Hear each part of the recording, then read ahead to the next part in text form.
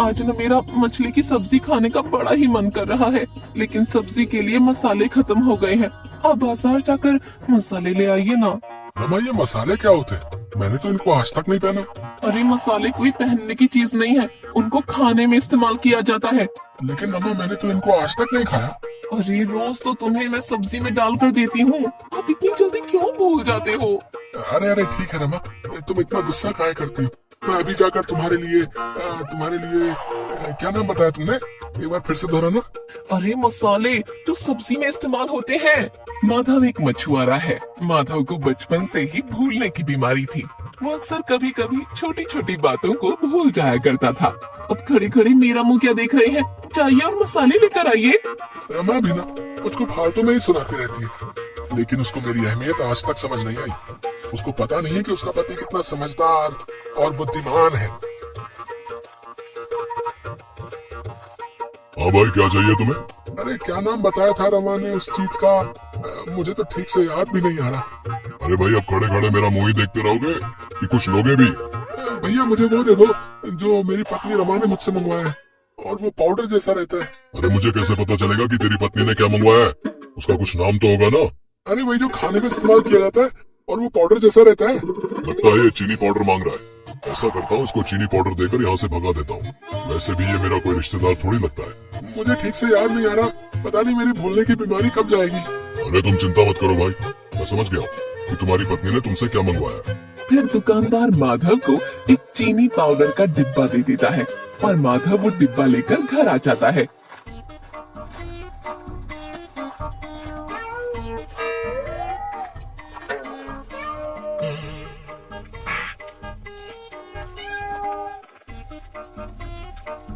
ले आया आप मसाले, मैं कब से इंतजार कर रही थी। हाँ ले आया। तुम क्या मुझको बेवकूफ समझती हो? ये लो तुम्हारे मसाले का डिब्बा। हे भगवान, क्या करूं मैं इस भला गणपति का? अरे ये मसाले नहीं, चीनी का डिब्बा है। क्या करूं मैं अब इसका? क्या ये चीनी का डिब्बा है? लेकिन दुकानदार तो कह रहा था कि तुम्हारी पत्नी को यही चाहिए। मैं सब कुछ समझ चुकी हूँ। आप वहाँ जाकर सब कुछ भूल गए होंगे और उसने आपको बेवकूफ बना दिया। अरे तो क्या हुआ रमा, तुम इस चीनी का ही कुछ बना लो ना। मन तो कर रहा है कि चीनी का घोल बनाकर तुम्हें उसमें पटक पटक कर मारूं।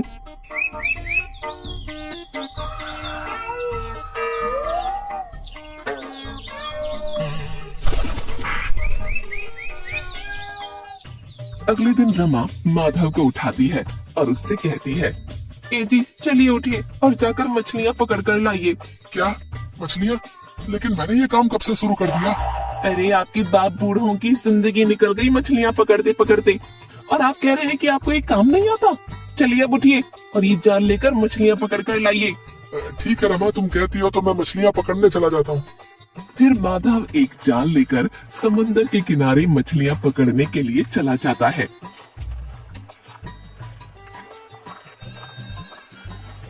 मछलियाँ कैसे पकड़ी जाती है? एक तो मुझे समझ में भी नहीं आ रहा कि मैं इस जाल का क्या करूँ। माधव ये सोच ही रहा होता है कि तभी समुद्र के किनारे एक पेड़ में से आवाज आती है। माधव, इस जाल को तुम्हें समुद्र में फेंकना होगा, जिससे मछलियाँ इस जाल में फंस जाएंगी और तुम आराम से ढेरों मछलियाँ पकड़ सकते हो। कौन है यहाँ? और तुम दिखाई क्यों नहीं दे रहे मुझे? मैं कहता हूँ सामने आओ। माधव, मैं एक जादुई पेड़ हूँ, मुझसे डरो नहीं। मैं तुम्हारी मदद करना चाहता हूँ। तुम इस जाल को समुद्र में फेंक दो, जिससे मछलियाँ तुम्हारे जाल में फंस जाएंगी। फिर माधव की नजर उस जादुई पेड़ पर पड़ती है और माधव उससे कहता है, अरे मुझे तुम्हारी सलाह की कोई जरूरत नहीं है, मैं अकेले ही मछली पकड़ लूंगा। तुम तुम्हारा काम करो। कितने घमंडी इंसान हो तुम, इसके लिए मैं तुम्हें कभी माफ नहीं करूंगा। अरे जाओ जाओ, ये धमकियां किसी और को देना। अरे तुम क्या मुझे माफ करोगे? वो तो शुक्र है कि मुझे गुस्सा नहीं आ रहा है, नहीं तो मैं आज ही तुम्हें काट कर फेंक देता।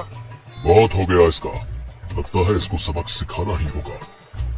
फिर माधव मछलियाँ पकड़ने के लिए उस जाल को समुद्र में फेंक देता है और कुछ ही देर में उस जाल में बहुत सारी मछलियाँ फंस जाती हैं। देखा तुमने, मैंने कितनी सारी मछलियाँ पकड़ी है। आया बड़ा मुझे सलाह देने वाला। माधव, तुझे क्या पता कि अब तेरे साथ क्या होने वाला है?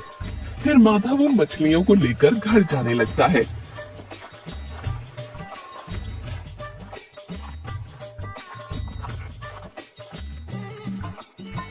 अरे ओ रमा, जरा बाहर आकर देखो तो सही कि मैं कितनी सारी मछलियाँ पकड़ कर लाया हूँ। अरे क्या हुआ, इतना काहे चिल्ला रहे हो? क्या कोई खजाना हाथ लग गया है क्या तुम्हारे? हाँ रमा, कुछ ऐसा ही समझो।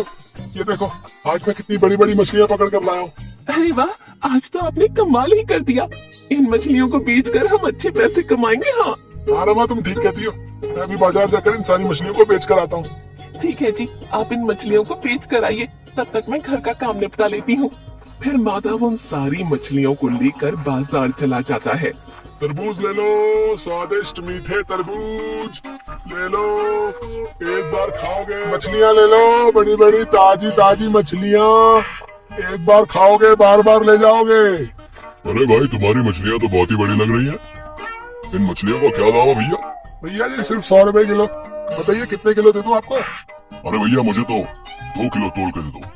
जैसे ही माधव उन मछलियों को तोलकर उस आदमी को देता है, उनमें से एक मछली उछलकर उस व्यक्ति की शर्ट के अंदर चली जाती है। अरे भैया, कोई बचाओ! हाय! अरे अरे, इस मछली ने तो मुझे काट लिया भैया! अरे अरे मम्मी रे! अरे अरे, कोई बचाओ भैया! हाय!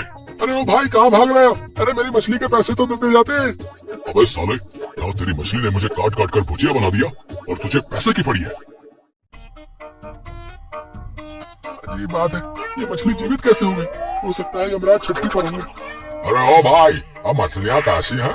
बढ़िया है, बस शादी में जाने के लिए तैयार हो रही हैं। अरे कहाँ मजाक करते हो यार? हैं? मछलियाँ भी कभी शादी में जाती क्या? हैं? ये तो मजाक शुरू किसने किया था बे? हैं? चल अब बता, कितने किलो मछली चाहिए तुझे? हाँ भैया, ऐसा है, मुझे 3 किलो मछलियाँ तौल दो।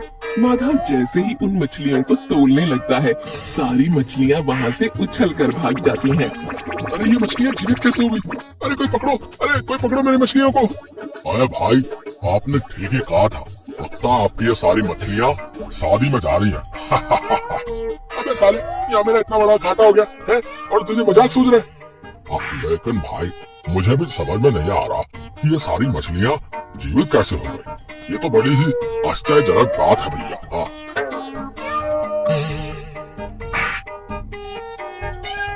फिर माधव उदास होकर अपने घर आ जाता है और उसकी पत्नी उससे कहती है, ए जी क्या हुआ, आप उदास क्यों लग रहे हैं? क्या आप सारी मछलियाँ बेच आए? नहीं रमा, मैंने एक भी मछली नहीं बेची। तो आपने क्या किया उन सारी मछलियों का? कहाँ गई वो सारी मछलियाँ? फिर माधव ने रमा को बाजार वाली सारी बात बताई।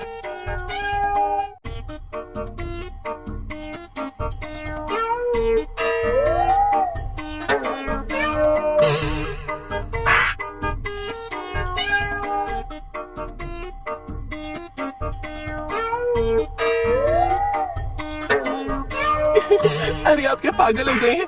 पानी से निकलने के बाद मछलियाँ मर जाती हैं, तो फिर वो इधर उधर कैसे भाग सकती हैं? अरे रमा, मेरा विश्वास करो, मैं सच कह रहा हूँ, वो मछलियाँ सच में जीवित हो गई थी। अरे आपको मैं ही मिली थी पागल बनाने के लिए। चलिए, रात बहुत हो चुकी है, मुझे तो बहुत तेज नींद आ रही है, आप भी सो जाइए। ये कहकर रमा सोने के लिए चली जाती है और माधव भी पलंग पर लेट जाता है। आखिर मछलियाँ जीवित कैसे हो सकती है? कहीं ये उस जादुई पेड़ का काम तो नहीं? मुझे कल वहाँ जाकर उस पेड़ से पूछना होगा।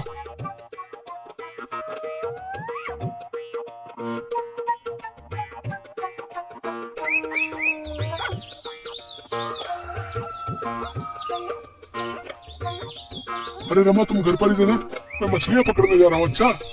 ए जी, पता नहीं आज मेरा मन बहुत ही घबरा रहा है, आप आज मत जाइए ना मछली पकड़ने। लेकिन रमा, अगर मैं मछलियाँ पकड़ने नहीं गया तो हमारे घर का खर्चा कैसे चलेगा? तुम चिंता मत करो, मुझे कुछ नहीं होगा। ये कहकर माधव मछलियाँ पकड़ने के लिए चला जाता है।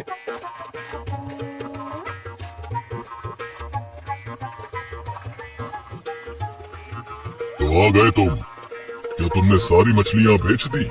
मैं सब जानता हूँ कि ये सब तुमने ही किया था। तुमने उन मछलियों को जिंदा कर दिया जिससे वो इधर उधर भागने लगी थी।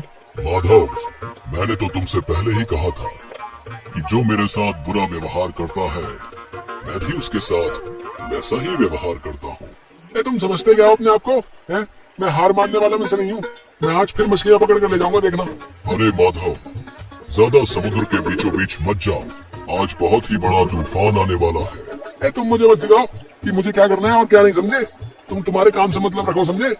माधव उस पेड़ की एक नहीं सुनता और अपनी नाव लेकर समुद्र के बीचों बीच मछलियाँ पकड़ने के लिए चला जाता है। अरे ये तूफान कहाँ से आ गया? कहीं वो पेड़ सच तो नहीं गिरा था? हे भगवान मुझे बचा ले। अरे कोई बचाओ, नहीं तो मैं मर जाऊंगा। अरे कोई मुझे यहाँ से निकालो। अरे ये तो माधव है, हमें इसको बचाना होगा, नहीं तो ये मर जाएगा। फिर कुछ लोग माधव को उस तूफान से बचा लेते हैं, लेकिन तब तक माधव बेहोश हो चुका था। अरे रमा भाभी, अरे जल्दी चलिए, वो माधव भैया बेहोश हो गए हैं। क्या हुआ तुम्हारे भैया को? आखिर तुम क्या कहना चाहते हो? भाभी जी आप मेरे साथ जल्दी से समुद्र के किनारे चलिए। जी आपको क्या हुआ? उठिए ना, मैंने तो आपसे पहले ही कहा था कि आज मछली पकड़ने मत जाइए। भाभी जी आप चिंता मत करिए, मैं अभी वैद्य जी को बुला कर लाता हूँ। जी अपनी आंखें खोलिए ना, मैं आपके बिना नहीं रह सकती। रमा, मैंने तो माधव से पहले ही कहा था, लेकिन वो मेरी बातों को मानने के लिए तैयार ही नहीं था। कौन है आप? और आपको मेरा और मेरे पति का नाम कैसे पता है? मैं एक जादुई पेड़ हूँ। मैंने माधव को पहले ही चेतावनी दे दी थी, लेकिन उसने मेरी एक नहीं सुनी। पेड़ जी आप जो भी हैं, कृपया करके मेरे पति को जीवित कर दीजिए। मैं इनके बिना एक पल भी नहीं रह सकती। तुम्हारे पति को जीवित करने का एक उपाय है। क्या उपाय है पेड़ जी? कृपया करके मुझे वो उपाय बता दीजिए। तुम मेरे फूलों को तोड़कर उसका गाढ़ा रस बनाकर अपने पति को पिला दो, जिससे वो जीवित हो जाएगा। फिर रमा उस पेड़ में से कुछ फूलों को तोड़कर उन फूलों को अपने हाथों से मसलकर उसका रस माधव को पिला देती है, जिससे वो जीवित हो जाता है। अरे रमा तुम यहाँ, और मुझे उस तूफान से किसने बचाया? जी आप ठीक हो गए।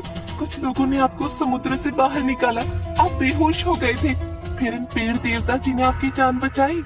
फिर माधव उस पेड़ को देखकर सब कुछ समझ जाता है और उनसे माफी मांगने लगता है। हे पेड़ देवता, मुझे माफ कर दीजिए। मैंने आपको बहुत भला बुरा कहा, लेकिन आपने फिर भी मेरी जान बचाई। मैं आपका यह उपकार जिंदगी भर नहीं भूलूंगा। ये तो मेरा फर्ज था माधव। अब तुम दोनों घर जाओ। मुझे ऐसा लगता है यहाँ पर फिर से कोई नई मुसीबत आने वाली है। पेड़ के इतना कहते ही माधव फिर से सब कुछ भूल जाता है और रमा से कहता है, अरे रमा हम दोनों यहाँ पर क्या कर रहे हैं? और तुम तो घर पर थी ना? हे भगवान, क्या करूं मैं इस भुलक्कड़ पति का? इन्होंने तो मेरा जीना ही हराम कर दिया है। जीना तो तुमने मेरा हराम करके रखा है? मुझे चैन से सोने भी नहीं देती। लगता है आप ऐसे नहीं मानेंगे। रुकिए, मैं अभी आपको सुलाती हूँ। अरे रमा मुझे मार के रही हो। अरे कोई बचाओ, अरे कोई बचाओ। ये देखकर वो जादुई पेड़ जोर जोर से हंसने लगता है।